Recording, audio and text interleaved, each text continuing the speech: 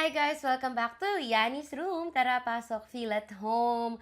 So, ito na yung Yanni's Mail natin for the month. I think last time na binuksan ko ang Yanni's Mail ay December. Which is yung mga heated confessions nyo. Yes, yes. And now, because buwan ng pag-ibig, nagpasubmit ako ng stories nyo na nakakakilig, na mga problema, need nyo ng advice. Oh my God, may maitutulong ba ako? What do I know? Grabe, 1 year na akong single and so baka hindi ko na alam ang mga bagay-bagay.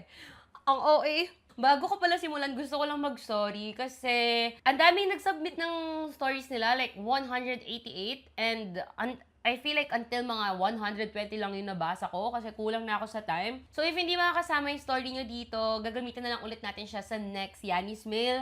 Pwede pa naman, hindi pa naman natapos ang podcast na to, hindi tayo mauubusan ng oras. Okay? And so, pinili ko yung mga,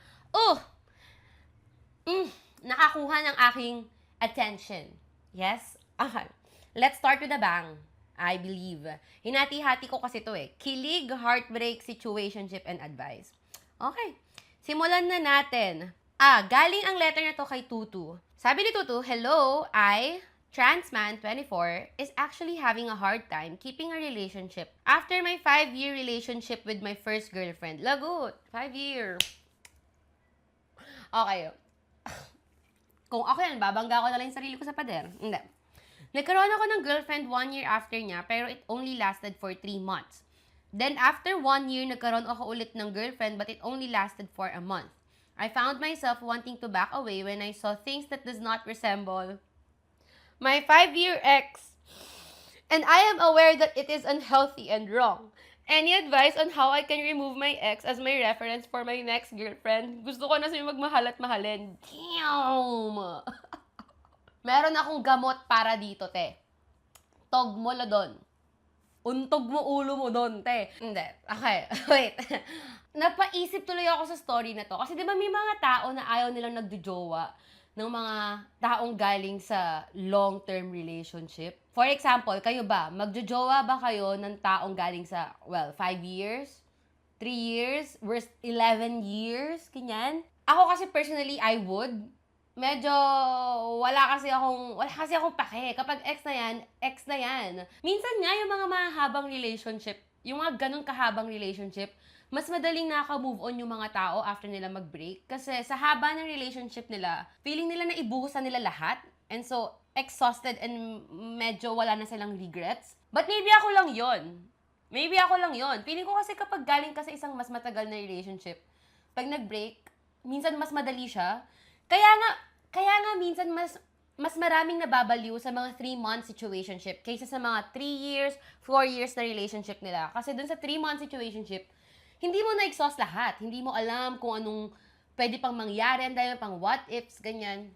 Sorry, ang random lang. Hindi to connected dun sa story niya. Naisip ko lang, maybe ito yung reason kung bakit may mga taong ayaw mag-date. Na mga taong galing sa long-term relationship. Tuto, maybe kasalanan mo pala. Okay. Yung question niya, paano niya matatanggal yung ex niya as reference for his next girlfriend? The answer simply is move on.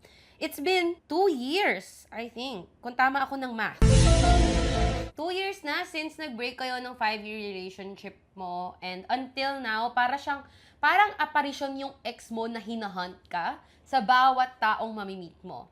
And that is unfair. Not only for the people that you meet, but also for yourself. Ito, kaya mo siya nagagamit as your point of reference kasi hindi ka pa completely over it. Alam mo na unhealthy and wrong to. And the answer is, because hindi ka pa completely over it. Baka feel mo, hindi mo na siya mahal. Hindi na wala na. Yes, baka wala na yung love. Possible, you don't feel that way na anymore. Pero, hindi ibig sabihin nun fully na process mo na yung relationship na yon. To be fair, like 5 years yon. Ang tagal ng pinagsamahan nyo. Nakita ka niya sa iba't ibang transition period ng buhay mo. Most likely, established na siya within your circles, family mo, friends mo, integrated siya sa buhay mo, and then, boof, wala na siya. So, gets ko, hindi madaling i-process yon.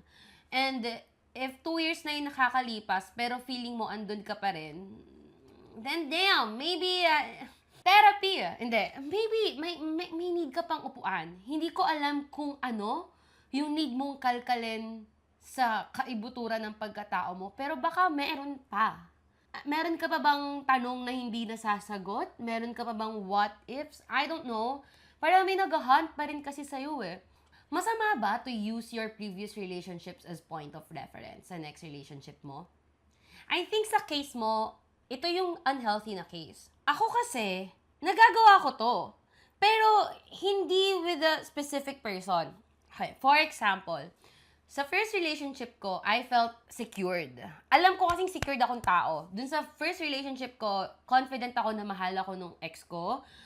She never made me feel na kailangan ko siyang i-doubt.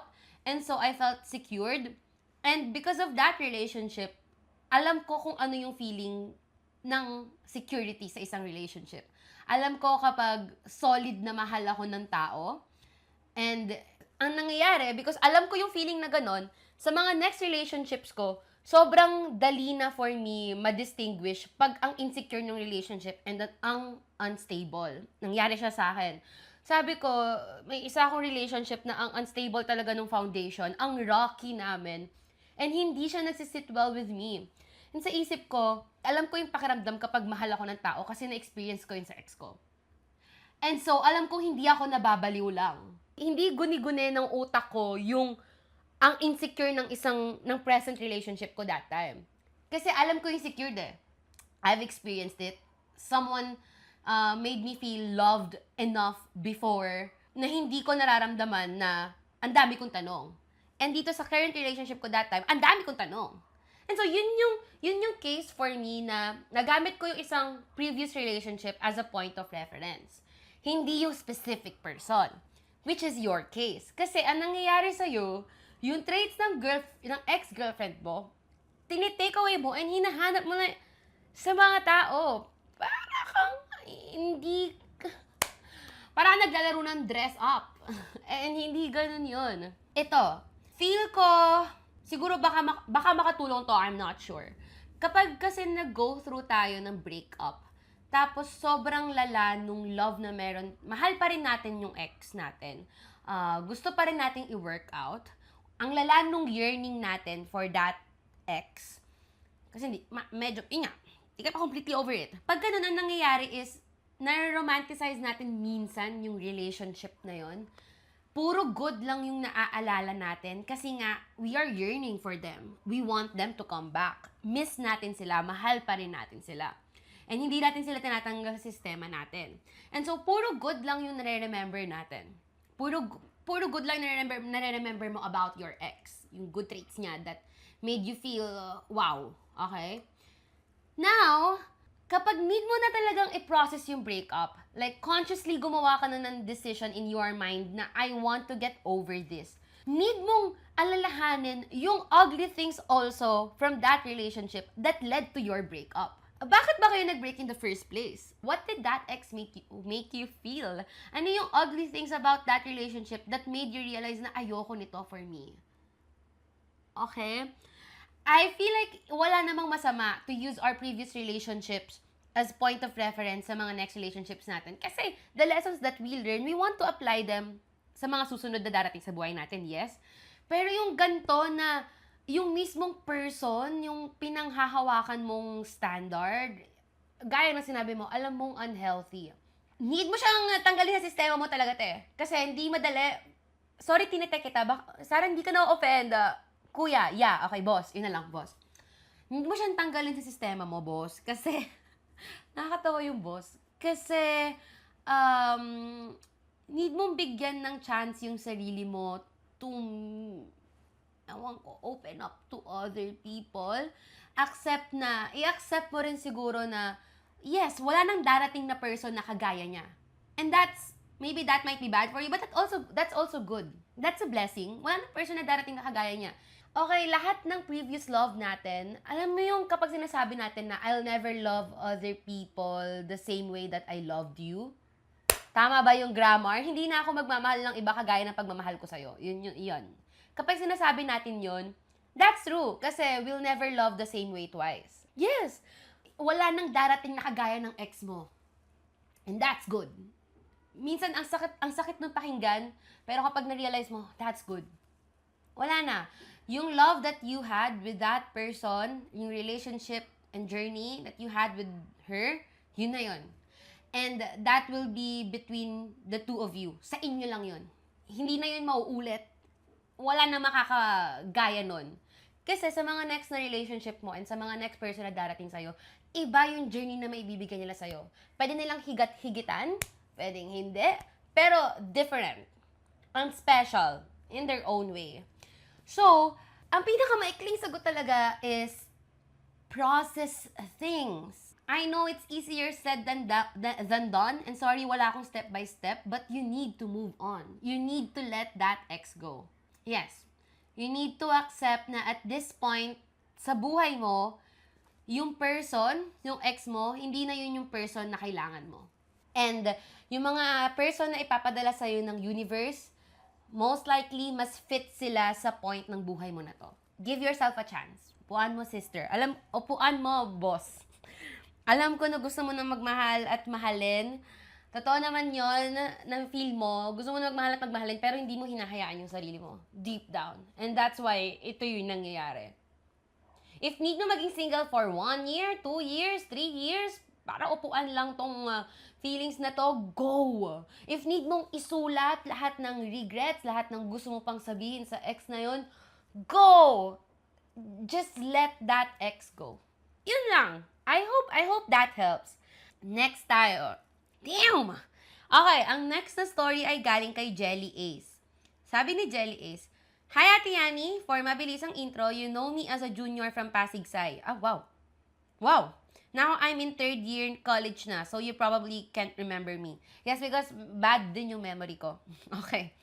Well, sabi nila, pag ikaw nga ay matalino, bobo talaga pagdating sa pag-ibig. Tama naman. You can't have it all. I met this guy, male, 21. He's my classmate. He was my crush after I broke up with my 4-year relationship. Ooh.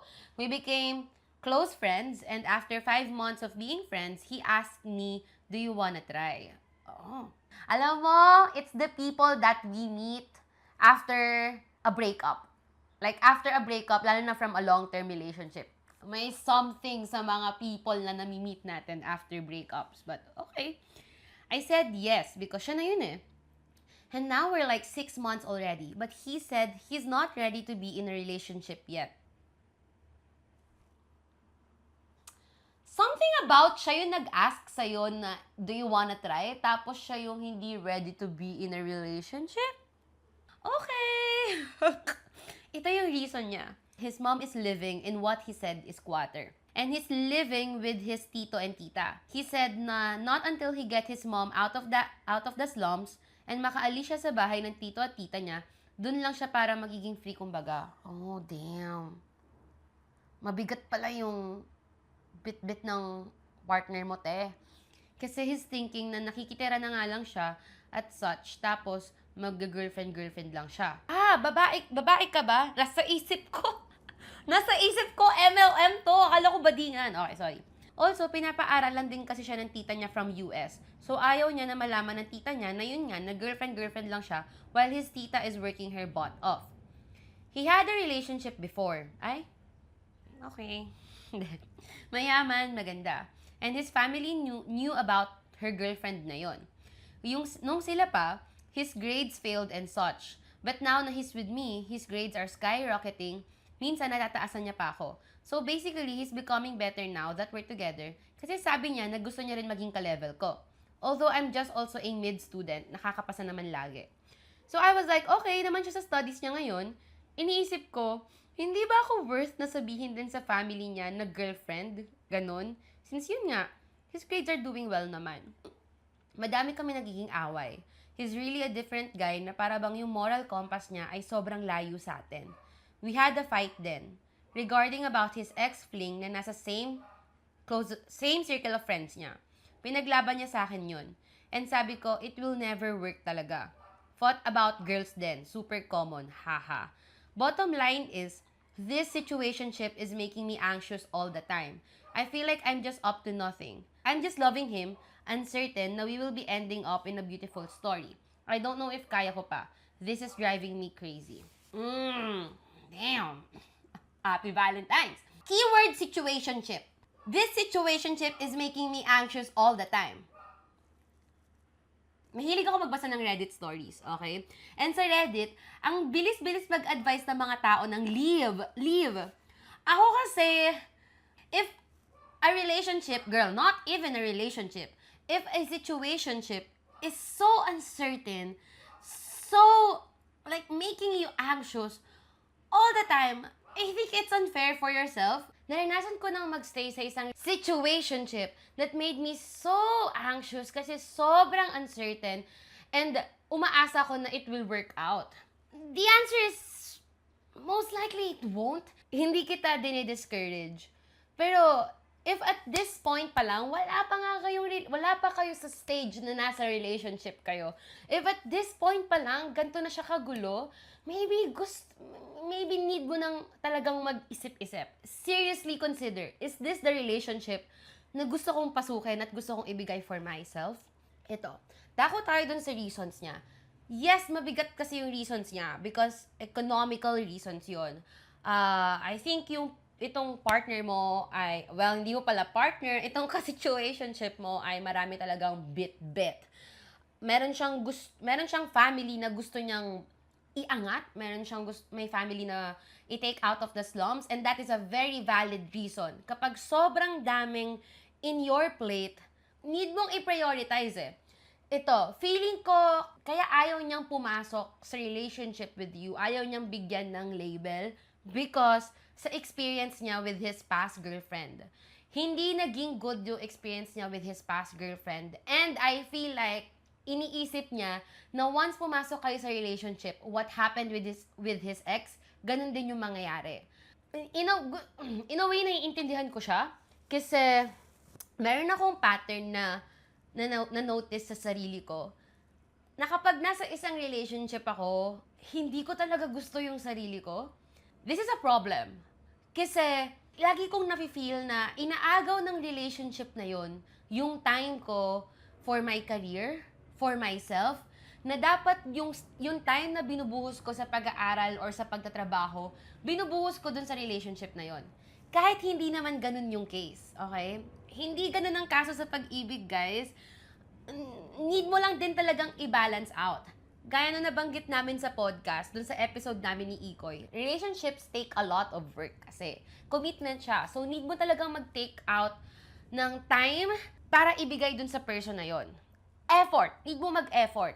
And kapag nasa stage ka ng buhay mo na ganito, student, meron kang pamilya na gusto mong buhayin, gusto mong mag-give back dun sa pamilya mo nagpapaaral sa'yo, ang dami mong bagahe. Hindi mo ma-accommodate yung thought ng commitment, ng serious relationship. And so, by keeping you sa level na situationship lang kayo, parang nakikip niya yung perks or nakikip niya yung good things out of relationship, yung kilig, yung merong partner, ganyan. Pero dahil walang label, hindi niya nafe-feel yung hassle ng relationship. Gets ba? Actually, feeling ko at this point, hassle na nga yung relationship niyo eh. Para na talaga kayong nasa isang relasyon, hindi niyo lang nilalagyan ng label. Kasi, commitment na yon by that time. Pero, hindi ba commitment na to na nag-aaway kayo? Ganito, ganyan. Label na lang talaga yung kulang. Feeling ko lang talagang sa isip niya kapag nilagyan ng label, oh my God, sobrang seryoso na nito. Mangyayari na yun nangyari sa past relationship ko. Ayoko nun. Hindi niya nagugustuhan yung sarili niya kapag nasa isang relationship siya. Maybe that. Hindi ko alam kung ano iniisip niya, pero yun yung feel ko na feel niya. Yung reasons niya, completely valid. However, unfair din yun sa'yo. Okay? Valid yung reasons niya, pero hindi mo rin deserve. You have to ask yourself, ito ba talaga yung gusto mo for yourself? Ang redundant ng yourself, yeah, you have to ask yourself, damn, ito ba talaga? Ito yung relationship na gusto ko? Hindi ka naman magiging masamang tao if ang sagot mo is, no, hindi ito yung gusto ko for myself. And if you leave, hindi ka masamang tao if you leave because meron siyang ganung bagahe. Okay? Maybe he really needs to figure his shit out on his own. Baka hindi pa talaga siya handa sa relationship and so, hindi pwedeng ikaw yung sasalo ng consequences na yon. Gets ba? Hindi pwedeng ikaw yung cost. Okay? Yung peace mo yung cost. Yon. Yun ang answer ko. Honesty, madami na kayo nagiging away, situationship pa lang kayo, parang iba talaga yung priorities niya sa life. Yun, ang nakifeel ko lang talaga, this is unfair to you. Okay?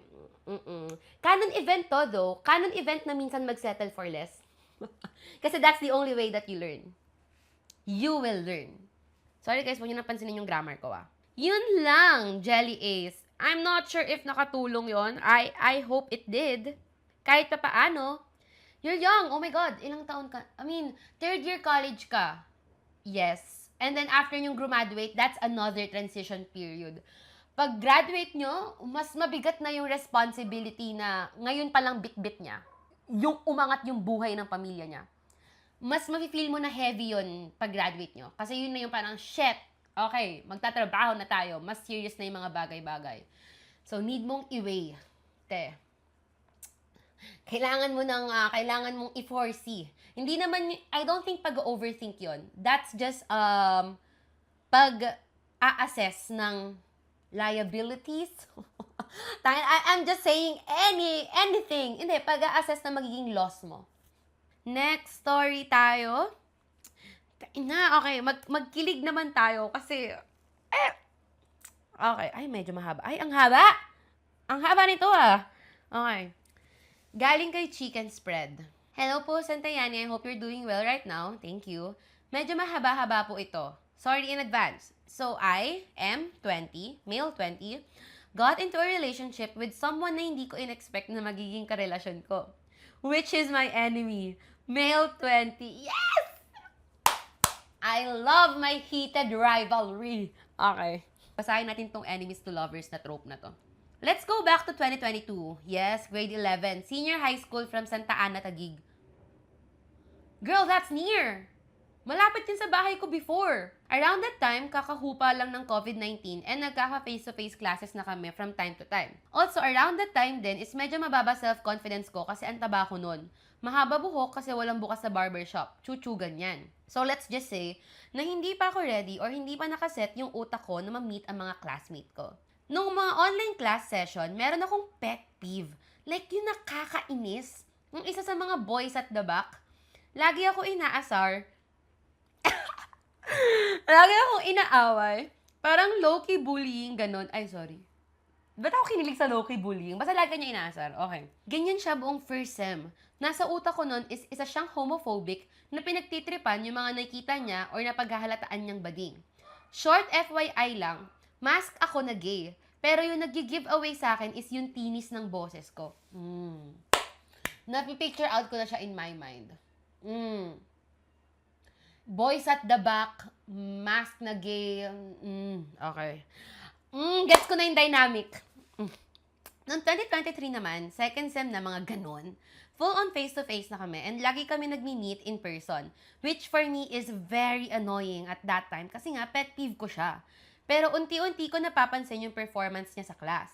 Matalino naman siya, nagre-recite palagi, tas siya lang kasama ko sa with high honor sa section namin. Ano nang heated rivalry na to Academic, ang tropes mo, academic rivalry, enemies to lovers. Siya lang yung kasama ko sa high honor section namin, pero yung ugali talaga niya is pang boys at the back. Okay. During the second semester ng grade 11, lagi siyang pumupunta sa tabi ko tuwing recess. Isa ako sa mga nakaupo sa harap, plus introvert kasi ako. Hindi ako masyadong maano sa tao, lalo na kasi nga kakatapos lang ng pandemic nun. Tsaka sensitive at nagugulat ako kapag hinahawakan ako bigla. So ayun, nung unang time na tumabi siya sa akin, tinapik niya yung shoulder ko. Tapos nagulat ako. Di nahulog yung kinakain ko na tinapay, na may palaman na chicken spread. Fave ko yun Tapos ayun, nahulog.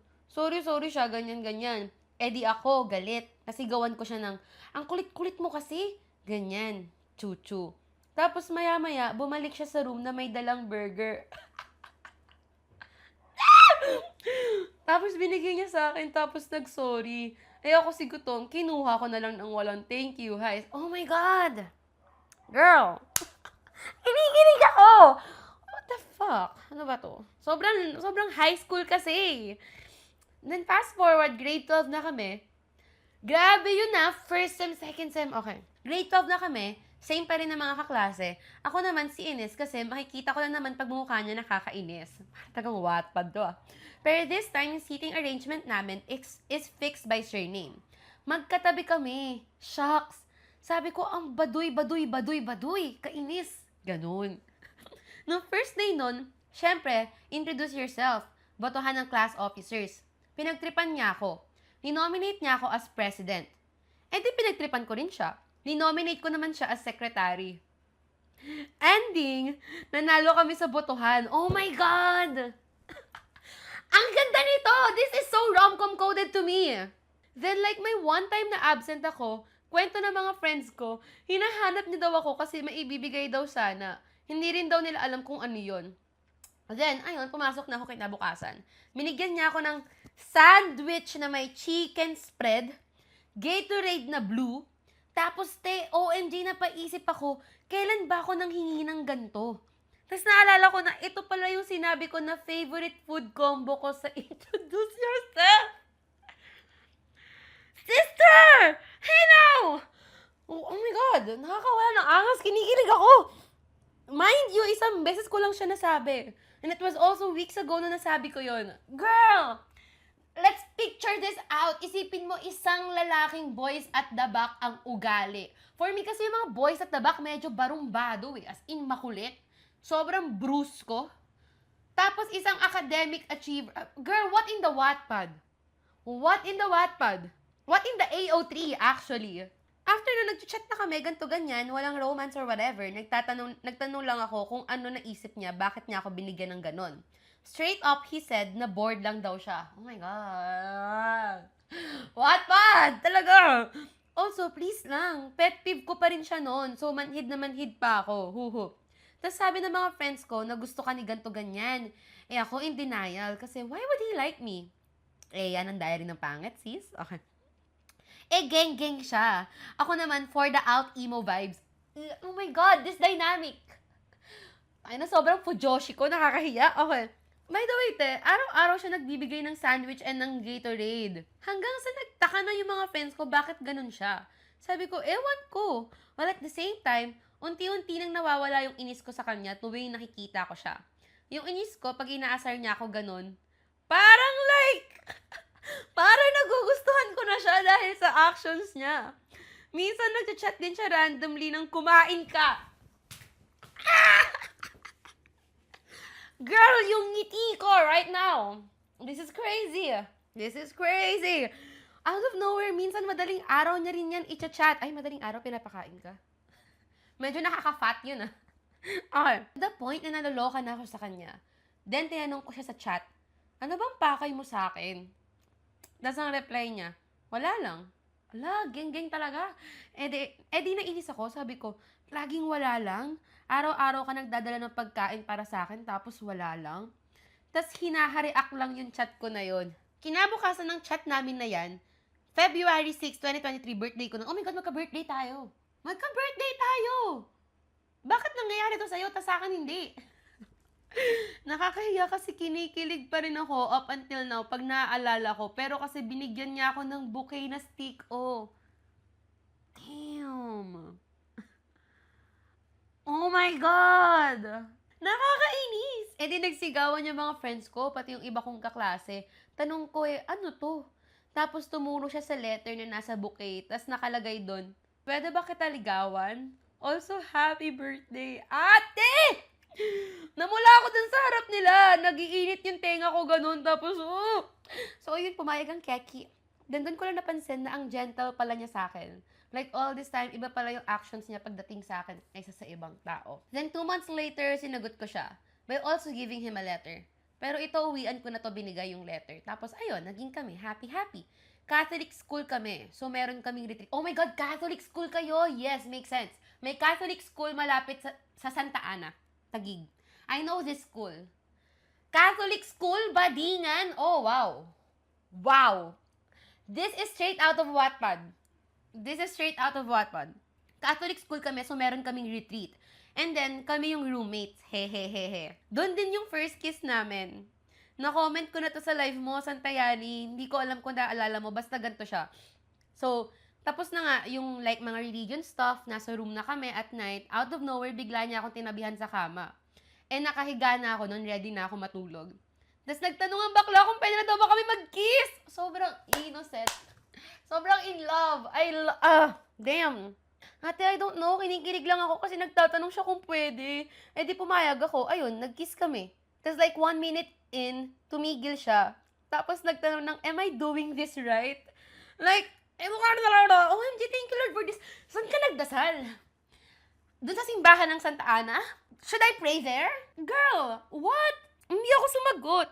Tapos hinila ko na lang yung collar ng shirt niya papalapit sa akin. Tapos boom, nakatulog kami na magkatabi. Fast forward until now, second year college na kami pa rin. Yes, woohoo! Healthy and very comfortable kami sa setup namin right now.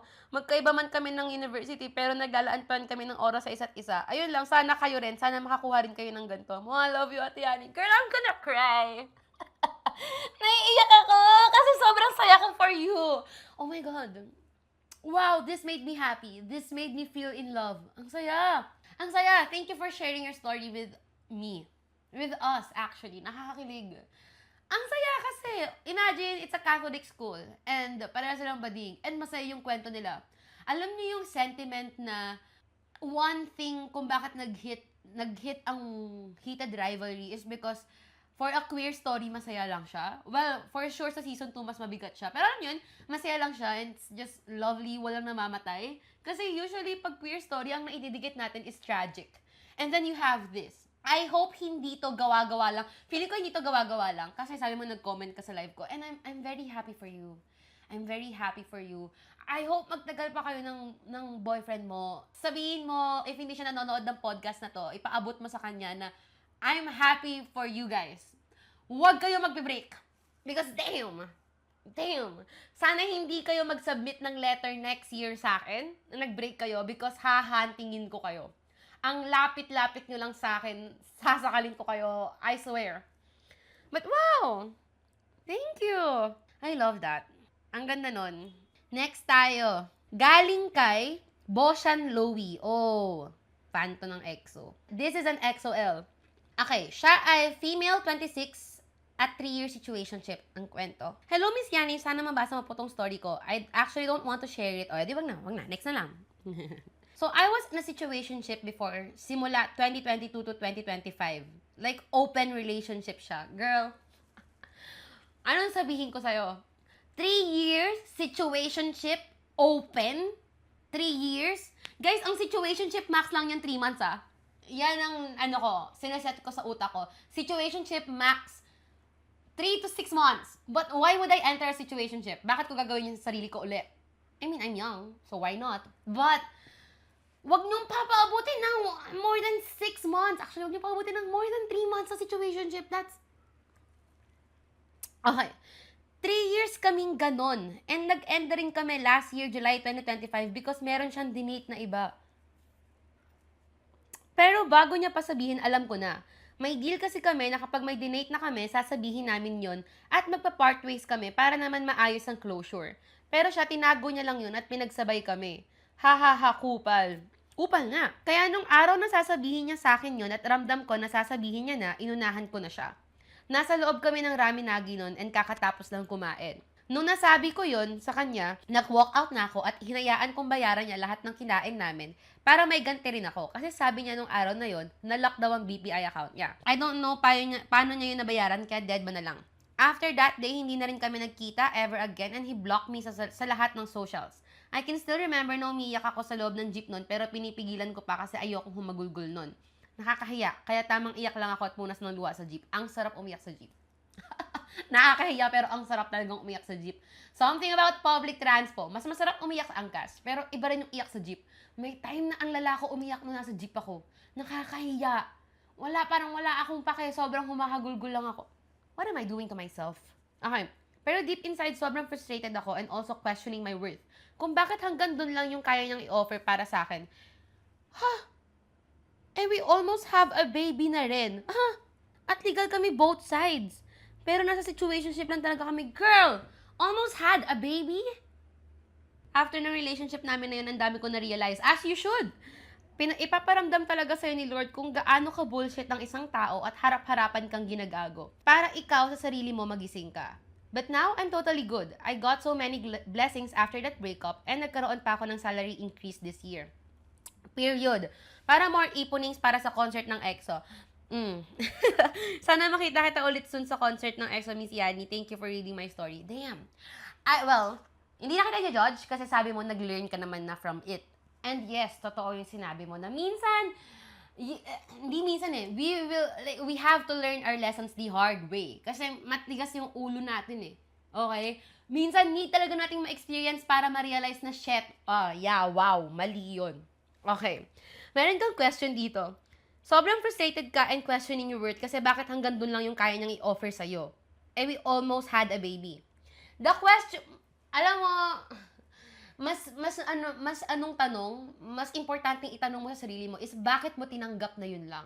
Okay? I feel like tayo to, as people, when we enter relationships na sobrang uncertain, situationships na sobrang shitty, and then tinatanong natin na bakit ito lang yung kaya nilang i-offer sa atin, mas maiging tanungin na bakit natin tinatanggap to. Kasi, hindi mo makokontrol kung ano yung feelings ng other person, hindi mo makokontrol kung ano yung choices niya. What you can control is your actions. And your feelings. Bakit mo tinatanggap yun? Ganto katiting, tinatanggap mo? Damn, you should, mas tanungin mo yung sarili mo rather than bakit ito lang yung binibigay niya. Bakit yun lang yung binibigay niya kasi okay ka with it. At that point, tinatanggap mo na yun lang and hindi ka na nagde-demand ng more. And so, siya as a person, feeling niya okay lang yun. Hindi naman siya nagde-demand, hindi naman siya okay lang palang ganto-gantuhin ko siya kasi hinahayaan niya lang. Okay? That is something na I learned from my relationships. Sa mga na-experience ko. Kaya nga minsan, hindi ko fully nasisisi yung mga ex ko. Yes, shitty din sila minsan, pero minsan kasi shitty din ako. Madalas tinatanong ko, bakit ko hinayaan yun? Okay? May mga tao kasi na nakakagawa sila ng mali din towards us and hindi nila nako-correct kasi hinahayaan lang natin. Ito yung sinasabi ko na kapag sa next relationship ko, gusto ko mas maging comfortable with discomfort, gusto ko mas maging confrontational, gusto ko mas maging comfortable with pang-aaway at pagde-demand kasi minsan yun din yung way for the other person to learn how to love us more properly. And so, wala lang. Naalala ko lang yung realization ko na yun. And, yun. I'm glad na nakalaya ka from that person. God. Nilagay ka sa 3-year situationship. Almost had a baby legal. 3-year situationship? Oh, that's crazy, ate. I hope you really learned and I hope hindi mo na yun gawin sa sarili mo. Kasi walang may deserve nun. Okay? Hindi mo yung deserve. Next tayo. God, ang dami bang stories. Pero feeling ko ang haba. Baka hindi lahat tumabasa ko. Galing kay Baines. Hi, Annie. Share ko lang, super kilig moments ko sa boyfriend ko. Naging kami kasi nung kasagsagan ng broke days naming dalawa. Yes, 0 days. Magkasama kayo ng 0 days nyo. Yung boyfriend niya ay male, 22 siya, female, 21. Tapos, tuwing may pupuntahan kami, either lalakad lang kami or sasakay ng trike. Tapos, every time na naglalakad kami, lagi niya sinasabi sa akin na hayaan mo, love. Sa susunod, hindi na tayo maglalakad kasi nakamotor na tayo. Later on, nag-start siya ng online business and medj nag-boom naman kasi nakabili siya ng motor. Damn! Pwede pala yun! Ako yung bumili, ang tanga. Wow! Ang cute naman ito. Sobrang third world romance. Nung sinabi kong sobrang proud ako sa kanya dahil nakabili na siya ng motor niya, ang sagot niya is, thank you, love. Ikaw lagi pinanghahawakan ko kaya palagi kong ginagalingan. I'm gonna cry. Rar, okay, luluhuran, pagsisilbihan. Ayun lang, thank you sa pakikinig. I know small achievements lang to sa iba, pero as a student na nakabili ng motor, na-amaze talaga ako sa kanya. Ay, hindi yan small achievement, girl. Hindi small achievement ang makahanap ng isang person na mag-work hard para i-improve yung buhay niya. Trust me, that's rare. I'm so happy. I'm so happy for you. I'm so happy for your boyfriend na nagkaroon ng motor. Please drive safely and hopefully patuloy na mag-improve ang buhay niyong dalawa. Your boyfriend is a very hardworking person and wow, ang genuine nito kasi ramdam na ramdam ko yung kilig mo. habang like dun sa letter mismo. Parang sobrang saya mo talaga, sobrang in love mo and I'm happy. I'm happy for you. Gustong-gusto ko nakakabasa or nakakita ng mga taong in love. Next tayo. Hay, pag-ibig nga naman. Galing kay Akarin. Akarin? Male 19. Hi, Sandayani, need ko advice. I'm in a block section kasi this college. Kumbaga, kung sino kasama ko this year, hanggang dulo na to. Till I graduate. And naiilang ako kasi I'm developing a crush with my orgmate slash classmate. Paint ko lang yung picture ni Guy. Same height as me, reference mga 5'8 to 5'9". Tangos ilong, soft femme features, pero datingan is manly talaga. Nonchalant sa iba, pag close he gets a little comfy. Which is what stage I'm in right now. We don't know his sexuality, pero TBH, bahala na kay Bathala. And as a believer of ruin the friendship like you, tama, nagbabalak na talaga ako. Pero kasi, now, hindi naman talaga dapat siya problema, right? Kasi pwede ko siya i-pursue. Pero kasi we have this girl in class that's super into him. Like, she really lets everyone know na crush niya yung guy. And cherry on top, she's my friend. A really close one too. I learned that she had a crush on him about 2 to 3 weeks nung pasukan namin, while I did nung first week pa lang. Kahit, paunahan? Hindi. Kahit hindi ko pa na-meet si Guy, nakita na talaga kasi ako sa kanya, ma. Ngayon, I've been testing the waters, asking questions like, anong gagawin mo if he ever ends up with someone that's not you, and that someone was your friend then? Kineming tanungan. And she responded with, that's fine if they ever fall in love with someone else, but that person that end up with him, yung guy, should know that they betrayed me. So ngayon, natauhan ako, ma. Pairalin ko ba ang girl code or ang non-existent fuki ko? Mayroon akong opinions about this. I've experienced this. Hindi naman. Naniniwala naman ako sa girl code. Kapag sobrang close mo talaga yung, friends mo, tapos alam nila na you have a crush on someone, masakit yon. Totoo naman yon. Lalo na kapag super close mo talaga, like sobrang best friends. However, need niya, ewan ko, okay, ilalagay ko, I'm speaking, kunyari ako yung girl. Yung friend mo, na lets everyone know na crush ko tong person na to and if meron akong friend na makakatuloy, ako yung girl, yung friend. Na feeling ko, ibebetray ako ng friend ko na yon kapag nakatuloy niya yung crush ko. Gets ko siya. But the thing is, need niyang i-work out yon on her own. Her feelings are her responsibility. Kasi hindi naman sila nung guy. Hindi niya pagmamay-ari yung guy. Okay? And gets ko yung ma-hurt. Feeling ko, baka for some people, this is a hot take. Pero hindi tayo pwedeng hindi natin own ang mga taong nagugustuhan natin. Gets ko kung as in ka-something niya na yung guy, may something sila, tas biglang inagaw, or ex niya yung guy, tas sobrang recent pa lang, tapos ginawa ng friend within the circle, ayun talaga. Girl, that's no. No, no, no, no, no. Mali yun. Pero kung crush na lang naman, yes, alam ko intense yung crush, but crush, hindi mo pagmamayari yung guy. And if ever na that guy, syempre may autonomy yung crush niya na yun eh. If that guy, ma-fall siya for your friend, at hindi sa akin, na may crush sa kanya, or hindi dun sa girl na friend mo, yes, wala siyang magagawa. So, need niyang i-work out lahat ng feelings na yon sa sarili niya. She can be hurt. She can be angry for a while, pero naniniwala akong hindi niya yun pwedeng i-impose sa inyo. Hindi kayo pwede mag-tiptoe around her. Sorry, yun lang talaga yung take ko. Meron akong nabasang ganito. Kasi mahilig nga akong manood ng Reddit stories. So, meron gantong story sa 2 hot takes. Na isang friend na nagdidibs sa mga men na nakalandian niya na before. And so, tapos, naging issue nila to kasi si Girl A and si Girl B.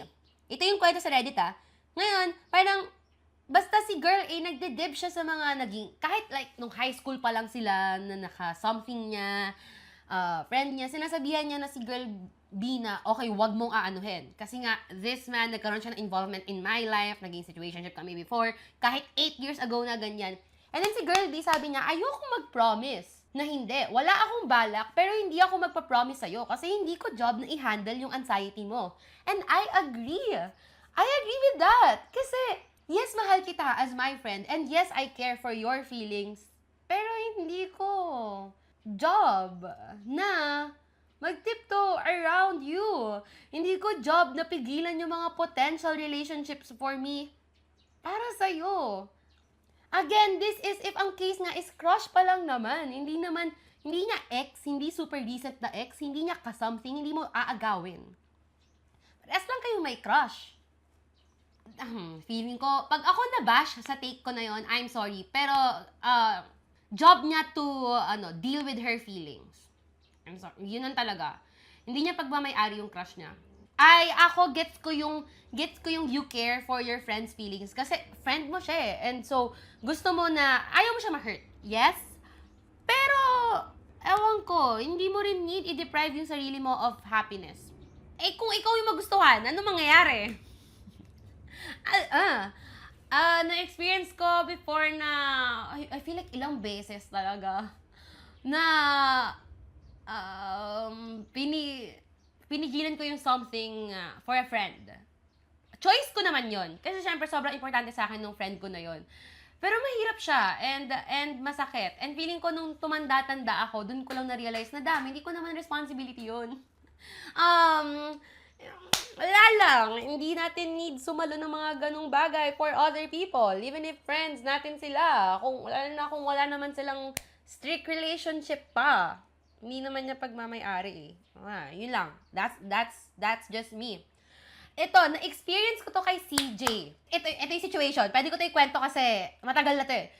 Lagi namin napagkukwentuhan to ni CJ. Basically, si CJ and ako, nagkaroon kami ng crush sa isang guy. Mas established na sila nung guy. Something nga, ganyan. Tapos ako yung late na nagka-crush. And then, pinagsasabi ko na crush ko yung guy na yon.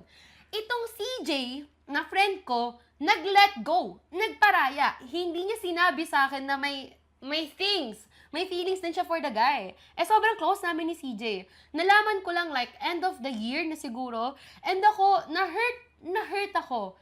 Kasi, if alam ko mas may chance siya with the guy and then mas established na yung relationship nila. Tapos bigla akong pumasok and ni-let go niya for me. Parang, I don't want to do that to a friend. Bakit hindi ka nagsabi sa akin? Kasi, ayoko na dinedeprive ng friend ko yung sarili niya from a relationship or from love na mas may chance siya, mas okay, mas nagpo-flourish para sa akin. Ayoko nun. I don't want that. Wala lang. That's another perspective. So, ewan ko. I think it's a little bit selfish na mag-dibs sa crush na wala naman silang something and deprive her friends from potential connections just because na dibs niya na.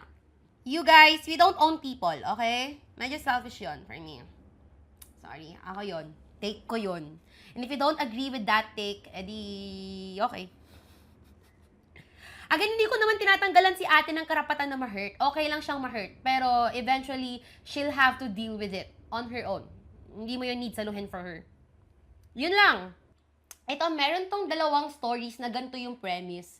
So, ang name niya ay si Leo. Leo na NBSB, hindi ko nabasa yung story mo kasi ito na lang yung babasahin ko. And kung ano man yung magiging advice ko sa story na to, yun lang din yung advice ko sa'yo. Okay? Okay.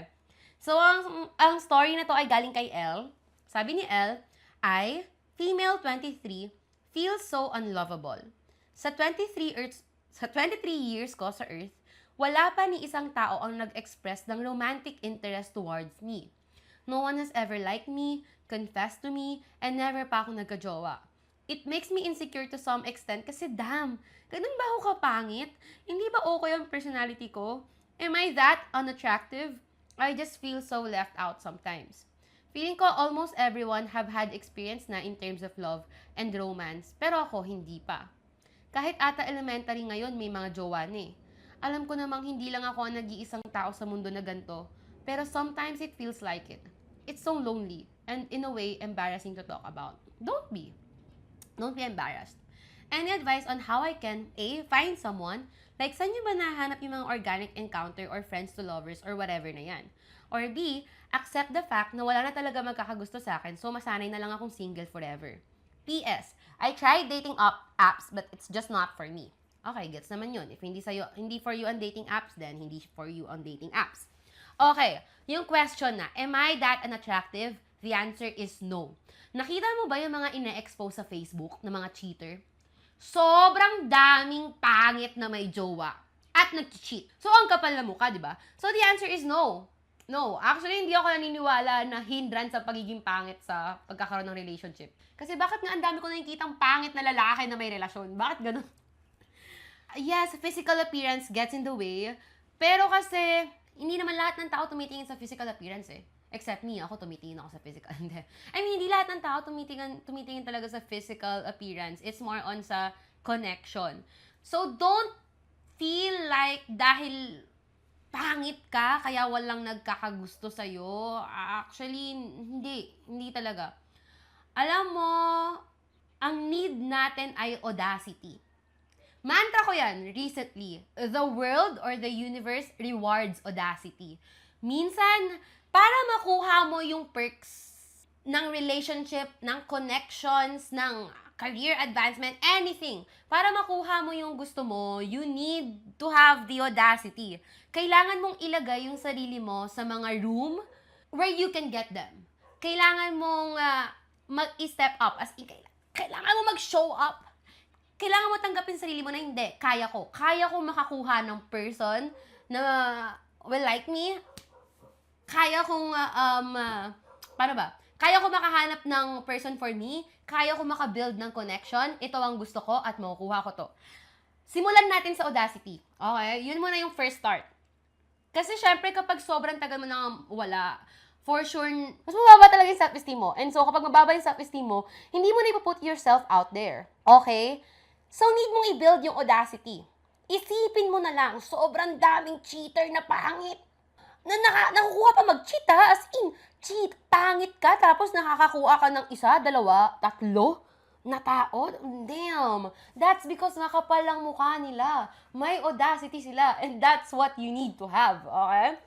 Simulan natin doon. 1, audacity. 2, yung question na, find someone, like, saan nyo ba nahanap yung organic encounter or friends to lovers or whatever na yan? Ito ang na-learn ko. Hindi ka makakabuo ng connections if hindi ka magbibigay ng opportunity sa sarili mo na makabuo ng connections. What? Okay. Need mong bigyan yung sarili mo ng opportunity to meet new people. What do I mean? Dating apps 1, pero again, hindi nga siya nag-work for you. 2, communities.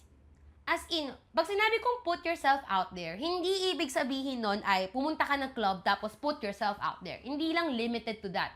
Kailangan mong bumuo maghanap ng mga mundo na pwede mong pasukan. 1, pwede kang tumambay sa isang cafe, maging regular, maging part ng community. There you'll meet new people. Not necessarily potential partners, pero you'll meet new people. You'll have friends. Lalawak yung circles mo. And if meron kang mahanap na potential connection doon, then good. Second, ano ba? Pwede kang makahanap ng running community, maybe sa pagja-jogging, sa fitness, makamit ka ng new people. Maging friends mo, maging potential partner mo, I don't know. Good. Good for you. 3, ano ba? Ewan ko. Pumupunta ka sa mga gig, mga musicians that you like, and then doon makakamit ka ng new people. Potential partners. Yes? Okay. Hindi ka makakamit ng tao if hindi mo nilalawakan yung mundo mo. Yun yung pinaka-advice. You need to put yourself out there, meaning, kailangan mong lawakan yung circles mo. Gets ko naman na jowa ka na, hindi mo need iset sa utak mo na, kailangan nang hahanapin ko, next jowa ko. I feel like baka mas mag-enjoy ka kapag ang mindset mo ay mag-mimitan talaga ako ng people, potential connections, friends. Without the pressure na dapat yung mga mamimit ko ay magiging partner ko. Tanggalin mo yung pressure na yun. Just enjoy meeting new people. Gets ko na gusto mo naman na talaga siyang ma-experience, pero slowly, kung gusto mo ay organic encounter, Gusto mo slow burn? Gusto mo friends to lovers? Whatever, hindi yun binibigla. Yun talaga yung gusto mo? Sure ka? Okay. I mean, hindi yun binibigla. Binibuild up yun. And nag-i-start yun sa new connections, new people, new friends. Yon. Okay? Natutunan ko talaga, napag-usapan namin to ni Kim eh. Sabi ko, nahihirapan akong maghanap ng mga tao and na-realize ko, dahil yun sa, yung mga lagi kong kasama araw-araw, ay yung mga friends ko lang din talaga. Tapos sinabi yun sa akin ni Kim na, kasi, totoo nga naman, hindi mo rin naman nilalawakan yung mundo mo. So, saan ka makakamit ng mga bagong tao? Yun yung sagot. Yun yung sagot dun sa question, how can you find someone? Lawakan mo mundo mo, te. Make opportunities for you to meet new people. Yun. Redundant na pinagsasabi ko, pero yun lang talaga yun. Okay. Okay, yung next mo is, how can you accept the fact na wala magkakagusto sa akin, so masanay na lang akong single forever? Hindi yun totoo talaga. Mahirap yun, though. If tatanggapin mo na lang yun sa sarili mo, yun yung ma-attract mo. Naniniwala ako sa law of attraction. Okay? If yun yung thought or mindset na ipuput out mo sa universe, yun yung marireceive mo. Trust. Okay? So, hindi yun yung gusto mo, right? Kasi may mga tao yun yung gusto, maging single forever. And so, okay lang din naman yun.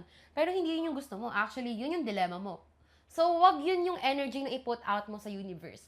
Be open. Okay? Be an open person. Open yung puso mo, open yung mind mo to vulnerability, to connections, to new people. Mas magiging magaan siguro siya sa'yo. Yun lang. I hope na, ano ba to? Mahanap mo kung anong hinahanap mo. And I hope na sa advice na lawakan yung mundo, ay mahanap mo rin yung sarili mo.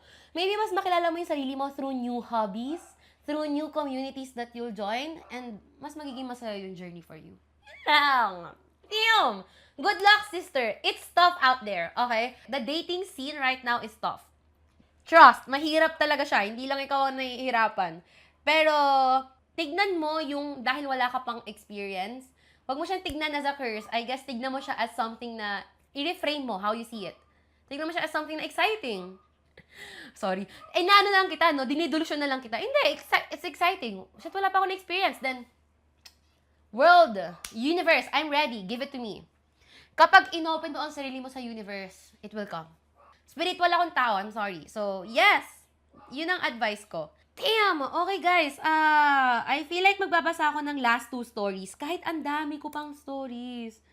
Sorry. Okay, ito. Galing kay Isoy Oyat. Share ko lang yung craziest dating moment ko na para bang plot ng isang Chanbek AU Goach. Oh my God, the XOLs are here! Okay. For context, I am Isoy Oyat. 22 male, fresh grad, bagong salpak sa workforce at hanggang ngayon, hung up pa rin sa moment na to. This all happened nung senior year ko. And during this timeline, kaka-break lang namin ng ex ko. Of 1 year, 6 months ago.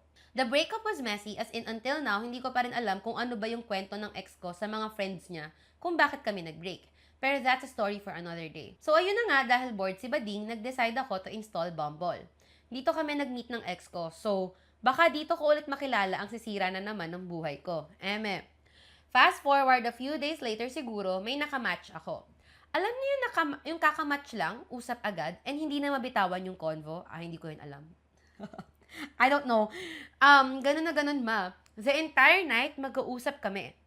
Until umabot yung topic about college. Same kami ng university pala, pero magkaiba lang ng program. Nung nagkatanungan na ng program, Diyos ko ma, para akong binuhusan ng isang drum ng kumukulong tubig, tapos sinundan ng yelo, kasi same sila ng course ng ex ko. Magka-batch pa. At this point, hindi ko alam kung pinaglalaroan ba ako ni Lord or sadyang may type lang ako. Pwedeng both. Anyway, ayun. Patapos na ng gabi at nag-good night na kami sa isa't isa. Hindi ako makatulog. So, blinak ko siya sa Bumble kasi parang wrong in so many ways kung ituloy ko to. Pero tingin nyo, tapos na dito yung kwento? Wrong! Nag-guilty ako so minessage ko sa IG as a stalker. Si kuya nakamatch ko. Pangalanan na lang natin siyang Ray. Explaining why and his ties to my ex. Kasi transparency is key. Though hindi ko inispluk lahat. And he took it well naman. After that, we stopped talking. Not until nag-reply ako sa story ni Ray a few weeks later. Tanga, bobo, hopeless romantic si bakla. Ang tanga mo nga. Inend mo tapos Kung ako si Ray, mabubwisit siguro ako sa'yo, te. Kasi bumabagyo pa. Bumabagyo, pero nag-e-errands pa rin siya. Eh di sabi ko, ingat! John Lloyd, ikaw ba yan? And then started our tuloy-tuloy na usap. Sobrang worry pa rin ako sa situation, pero hindi ko ma-deny na sobrang vibes talaga namin. We decided to meet in real life. In real life. Para lang masay kung may something ba talaga. And this is the start of everything. Downfall, the plot, climax, lahat na. Ito yung ganap namin for the day. Sinundo ko siya sa kanila as a driver. Wow. Launch sa BGC, ikot-ikot there, drive to Marikina kasi malakas trip namin. Ang layo. Dinner sa Maginhawa, and last but not the least, dito na fall si Bakla. Tumambay kami sa Sunken Garden Tutok. Yaman yun, no? Mayaman kayo? Grabe! Diyos ko, para akong tanga. As in, pagkahatid ko sa bahay niya, hindi mawala yung ngiti ko the entire drive. And thankfully enough, he felt the same way. The next day, umuwi siya sa province nila kasi on das break. And guess what? What? Sumunod ako. Yes! Biglaan akong sumunod kasi na-miss niya ako at na-miss ko siya. Ganito ba pag may kotse? 3 oras ako nag-drive to see him again and sa kanila na ako natulog kasi gabi na ako nakarating. I met Ray's family and sobrang nice nila. Na para bang welcome to the family agad, eme. All was well, not until my org meeting siya for the next day and guess who was there sa meeting? Oo, ex ko. So I was reminded of the complications kung magtuloy-tuloy man to. A week later, I decided na ikwento na completely yung happenings ng breakup kay Ray para mag-grasp niya rin why I felt that way. Surprisingly, he took it well. So I thought, all is well once again. Kaso he started slowly ghosting me and I don't blame him naman. Talaga! Talaga! Ang gulo mo! Okay. I mean, gets ko naman. We met again a few weeks later to talk about everything and conclusion is masyadong complicated ang situation. But we did really like each other. The convo ended with me saying, I wish na we met each other at a better time. But either way, I'm glad we crossed paths. Nikki? Ate Nikki, ko ba yan? His reply, I'm glad and thankful na nakilala rin kita. I know you'll go places, so you always take care, okay? Okay? Over talaga, Nikki. Nikki talaga kayo. Pats and take care. Over. Sa Buzz album. Up until this situation, hindi ako naniniwala sa destiny. Or right person, wrong time. Pero with him, everything felt right except for that one crucial detail. I told myself na I want to meet him again after we both graduate. Kapag wala ng complications, and kapag pareho na kaming ready to try again. Hindi ko talaga makakalimutan kung gaano kami kahusam na para bang ang mature ng growth ng not relationship namin. Fast forward to 18 months later, we're both working na, both single, and both older and wiser. Do you think it's worth a shot to rekindle our connection? The answer is yes. Yes. My answer is yes. Naniniwala ako palagi na take the risk. Take the risk, pagsisisihan mo lang yan. We only regret the chances that we don't take, sabi nga ni Ate Nikki. Actually, I feel like tama yung decision na ginawa niyong dalawa, na wag munang i-pursue that time, na maraming complications. Kasi, nakakagaling mo lang din sa breakup. Most likely, you feel like okay ka na, siguro by that time, kasi na-meet mo siya, and then meron ka ng bagong na-develop na feelings. Pero mataas din kasi yung chance na that time, hindi mo pa fully na-process yung breakup na pinagdaanan mo. And baka mamaya may mga ma-project ka sa kanya. Second, because merong ganung complication, ang uncertain, most likely magiging rocky din yung foundation ng relationship nyo. Siya, kaya siguro siya slowly nagde-detach sa'yo kasi meron siyang uncertainty na nafe-feel, na sasabihin mo, may gantong problema sa ex mo, tas bigla mo siyang i-chat. So baka sa side niya, parang ang messy-messy nito. And so hindi niya na pinursue. Tama lang talaga. Trust me, tama lang na nag-take kayo ng time for yourselves na hindi i-pursue yung relationship na yun even if it felt good. Kasi ang dami nyo pang need ayusin. Na-experience ko na it was a situationship and pinilit namin, I feel like we convinced ourselves na ready na kami to take it into a relationship. Even if sinasabi namin or clear sa aming dalawa na hindi tayo ready. No, madami pa tayo need ayusin.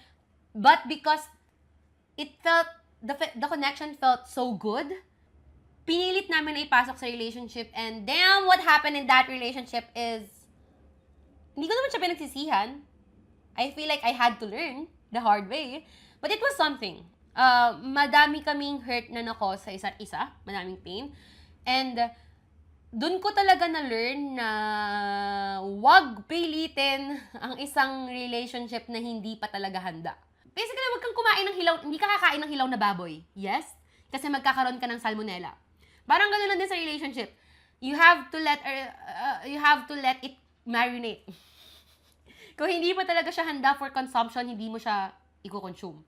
And so, it was really wise and strong for the both of you na i-let go muna yung relationship nyo that time.